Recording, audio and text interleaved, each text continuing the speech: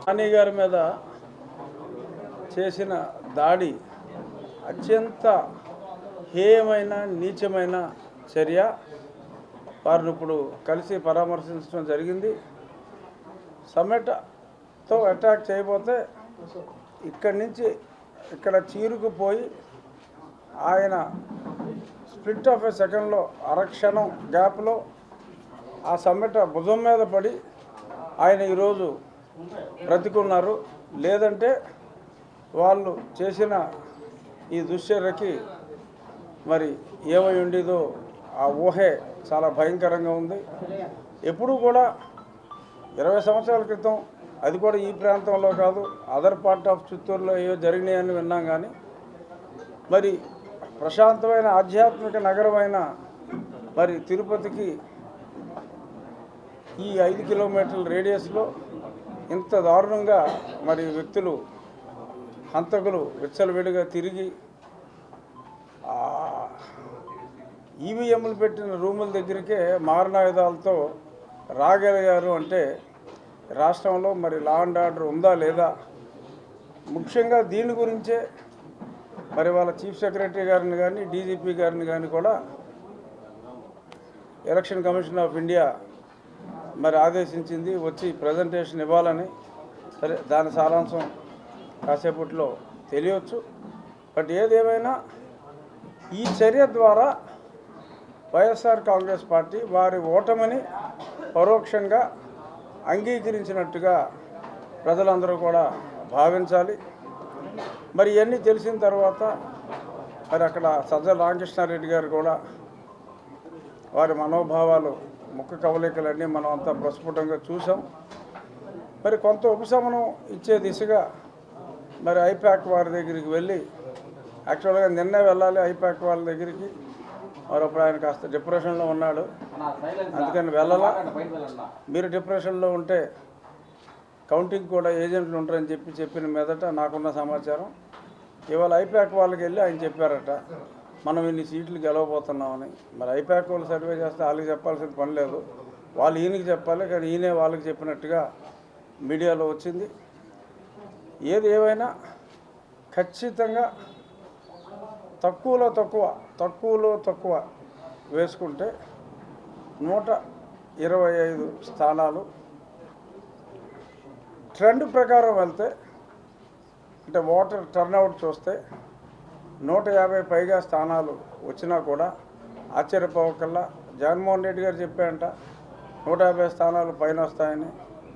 మరి ఉన్నవే 175 స్థానాలన్న సంగతి ఆయన మర్చిపోయాడేమో. మరి ఆయన ఎందుకు అన్నాడో మతిలేని మాటలుగా మనం భావించాల్సి వస్తుంది. కేవలం ఈలోపు ఈ 4వ తారీఖు వరకు కూడా మరి ఎన్నో ఇటువంటి దాడులు ఎన్నో జరగవచ్చు. అందరూ కూడా తెలుగుదేశం నాయకులు, తెలుగుదేశం పార్టీ సీనియర్ క్యాడర్ అందరూ కూడా చాలా చాలా చాలా అప్రమత్తంగా ఉండవలసిన అవసరం ఉంది. 4వ తారీఖు రిజల్ట్స్ వచ్చిన రోజు కూడా, ఎందుకంటే మరి చాలామంది ఉమ్మినేని శ్రీనివాసరావు గారు చెప్పారు, ఎవరో పందాలు అయితే కాయకండ్రా బాబు అని చెప్పి ఇందాక నేను చూసా.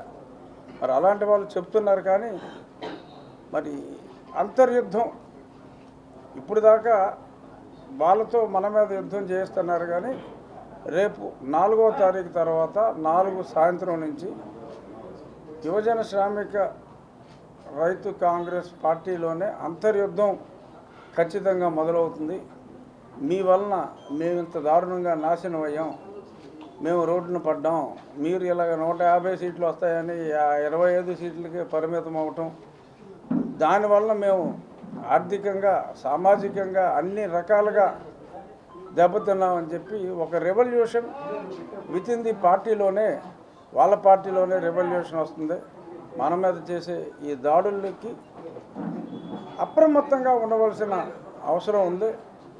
ప్రతి దాడులకి అవసరం లేకుండా చాలా జాగ్రత్తగా తెలుగుదేశం పార్టీ శ్రేణులన్నీ కూడా భారతీయ జనతా పార్టీ మీదకి వెళ్ళాలంటే అంత దమ్ము లేదు. సో కాబట్టి వాళ్ళ దృష్టి అంతా కూడా ఎక్కువగా తెలుగుదేశం పార్టీ కేడర్ మీద ఉంటుంది. కాబట్టి తెలుగుదేశం పార్టీ కేడర్ అయితే అత్యంత అప్రమత్తంగా, ఎస్పెషల్లీ పోటీ చేసి ఆల్మోస్ట్ అందరూ గెలవబోతున్నారు కాబట్టి నాకులాగా నానిగారిలాగా పోటీ చేసిన వాళ్ళందరూ కూడా చాలా చాలా చాలా జాగ్రత్తగా సెక్యూరిటీ అలర్ట్తో ఉండాలి అని చెప్పి మొత్తం అందరికీ తెలుగుదేశం పార్టీ శ్రేణులందరికీ కూడా నా విజ్ఞప్తి.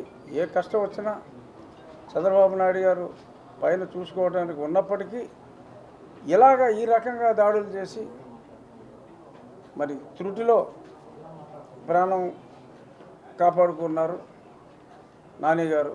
ఆయనకి మరి ఆ వెంకటేశ్వర దయతో ఆయన ప్రాణాలు కాపాడుకోగలిగారు అనేది నా అభిప్రాయం. నన్ను కూడా అప్పుడు దారుణంగా నా పుట్టినరోజు నాడు హింసించినప్పుడు నేను ప్రార్థించింది వెంకటేశ్వర స్వామిని. అందుకనే నాకు అవకాశం ఉన్నప్పుడల్లా స్వామి దర్శనానికి వస్తూ ఉంటా.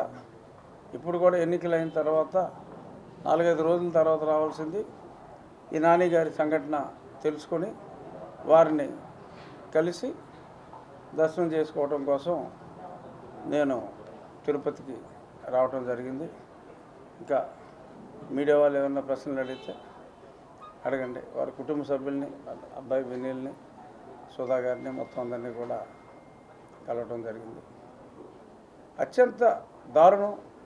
ప్రతి ఒక్కరూ కూడా, ప్రతి ఒక్క పౌరుడు కూడా ఖండించవలసిన అవసరం ఉంది. అందరూ కూడా ఖండిస్తున్నారు కూడా. ఇదేమి నీతిమాలిన రాజకీయం అంటూ. మరి చాలామంది అంబటి రాంబాబు గారు కానీ ఇంకా కొద్దిమంది ఇలా ఉంటే పోలీసు వ్యవస్థ ఎంతగా దిగజారిపోతే ఇంకా రాజకీయాలు ఏం చేస్తామని చెప్పి చాలా బాధపడ్డారు. అసలు పోలీసు వ్యవస్థ కాస్త కోస్త పనిచేసింది ఈ నెల రోజుల్లోనే. మరి పోలీసు వ్యవస్థ పనిచేస్తే మరి ఇంత దారుణంగా మరి ఆయన మాట్లాడటం కూడా నవ్వొచ్చింది.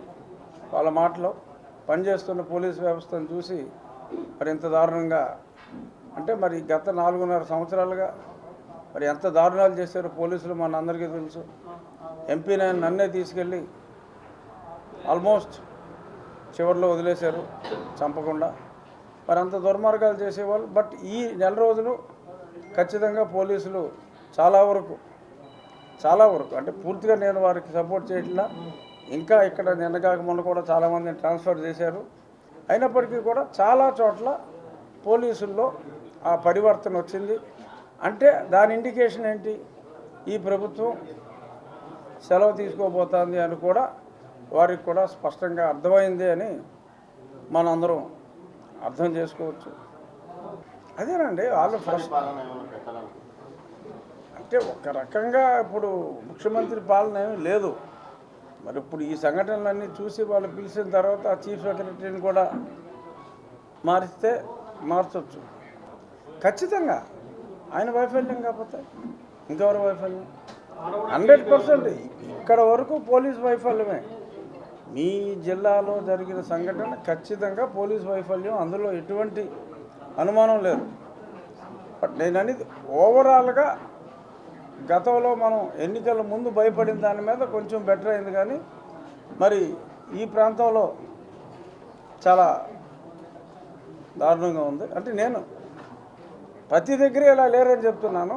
ఈ ఫోకస్డ్ ఏరియాస్లో వాళ్ళు కావాలని ముందే ఐడెంటిఫై చేసుకుని దుర్మార్గులైన అధికారులను పెట్టుకున్నారు. మరి వాళ్ళని రేపు ప్రభుత్వం మారిన వెంటనే వాళ్ళ మీద చర్యలు తీసుకోవాలి. అంటే ప్రతి దాడులు చేయించాలనేదే వాళ్ళ ఉద్దేశంగా మనం అనుకోవాలి. అంటే మనం ఒక చెంప మీద కొడితే, ఒక బీరు బాటిల్ కొడితే ఇంకో బీరు బాటిల్ ఇచ్చి దీంతో కూడా కొట్టరానే అలా అని నేను అంటలా. కానీ మనం అప్రమత్తంగా ఉండి వాళ్ళ ఉన్మాద చర్యల్ని ఆపవలసిన అవసరం ఉంది.